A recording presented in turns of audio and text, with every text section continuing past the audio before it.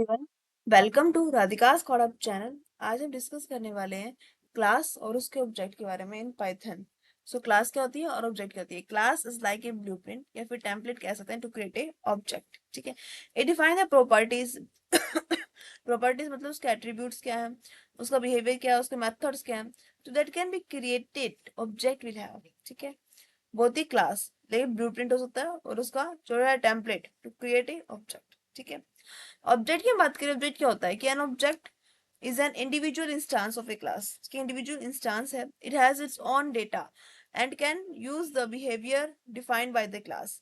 ये ऊपर एग्जांपल दे रखा है, define the class name car. Class name car नहीं, क्लास कार लिया, फिर डेफ के इनिट सेल्फ ब्रांड उसका मॉडल।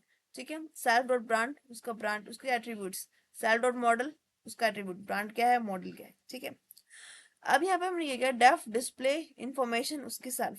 प्रिंट क्या करें हम, this car is self brand. तो वो क्या कर रहा है, उसकी इंफॉर्मेशन के बारे में बता रहा है। उसके बाद क्या कर रहा है, ऑब्जेक्ट के बारे में बता दिया, माई कार, कार का नेम बता दिया कैसा है, उसकी जो कौन सा मॉडल है वो। ठीक है, एक्सेस ऑब्जेक्ट एट्रीब्यूट्स उसके बारे में हमें डिफाइन कर दिया। ठीक है, तो ये क्या बता रहा है, क्लास और उसके ऑब्जेक्ट।